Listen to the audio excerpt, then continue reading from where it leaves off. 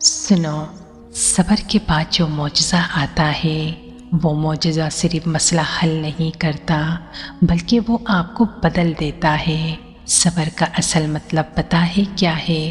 सब्र का असल मतलब तो ये है कि जब आपका दिल टूटा हो तब भी आप अल्लाह से शिकवा ना करें। बस अल्लाह ताख़िर इसलिए करता है ताकि आप अल्लाह पर मुकम्मल भरोसा करना सीख सकें। जब आप थक कर अल्लाह से ये कहते हैं, या अल्लाह अब तेरे सिवा कोई नहीं बचा, बस यही वो लम्हा मोजज़े का वक्त होता है। बस ये सब्र ही मोजज़े लाता है। जैसे हज़रत याकूब का सब्र हज़रत यूसुफ को वापस ले आया, जैसे हज़रत अय्यूब का सब्र बीमारी को नेमत में बदल दिया। तो आपको क्या लगता है आपका सब्र ज़ाया हो जाएगा? तो याद रखें, अल्लाह के मोजज़े ज़ाहिर करने का तरीका बिल्कुल मुख्तलिफ होता है।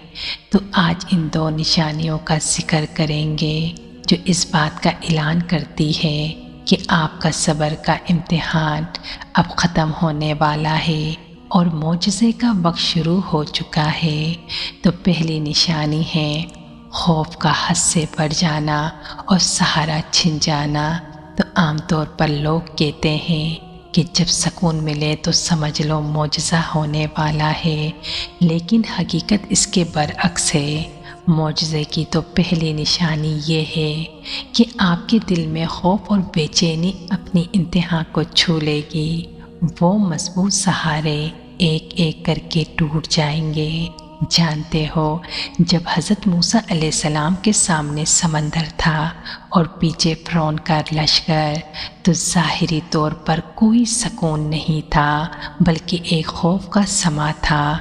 तो जब इंसान को ये लगने लगे कि अब कोई रास्ता नहीं बचा और वो बिल्कुल तन्हा हो गया है, तो यही तो वो लम्हा होता है जहाँ अल्लाह की कुदरत का मौजज़ा शुरू होता है। तो अगर आज आप भी खुद को बेबस और लाचार महसूस कर रहे हैं, तो ये इस बात की निशानी है कि अब आपका ज़ोर ख़त्म हो चुका है और अब अल्लाह की कुन फयाकुन का ज़हूर शुरू हो चुका है। तो दूसरी निशानी है दुआ की तड़प का खामोश हो जाना। दूसरी बड़ी निशानी ये नहीं कि आपकी मुश्किल हल हो जाएंगे, बल्कि ये है कि आपके अंदर उस चीज़ को पाने की वो बेसब्री ख़त्म हो जाएगी जो आपको रुलाती थी। इसे रूहानियत में मकाम रज़ा या बेनियाज़ी कहते हैं। आप दुआ मांगना नहीं छोड़ते, लेकिन आपके अंदर एक ऐसी खामोशी आ जाती है कि या अल्लाह अब जो तेरी मर्ज़ी। जब आप उस चीज़ की तलब से आज़ाद होकर सिर्फ़ अल्लाह की ज़ात पर यकीन कर लेते हैं, तो मौजज़ा दस्तक देता है।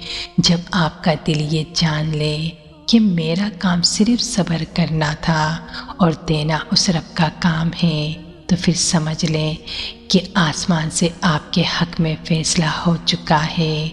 पता है, मौजज़ा तब नहीं होता जब आप ज़िद करते हैं, बल्कि मौजज़ा तब होता है जब आप सुपुर्द इलाही कर लेते हैं, खुद को अल्लाह के हवाले कर देते हैं। तो फिर सुनो, अगर आज आपकी ज़िंदगी में तूफ़ान थमा नहीं है और ना ही आपको अभी सुकून मिला है, तो घबराए नहीं। क्या हुआ अगर आप तन्हा रह गए हैं?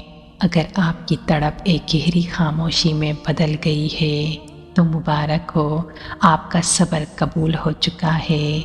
अल्लाह अब वो करने वाला है जो आपकी सोच और गुमान से बाहर है, क्योंकि अल्लाह ने कुरान में ख़ुद फरमाया है, बेशक अल्लाह सब्र करने वालों के साथ है।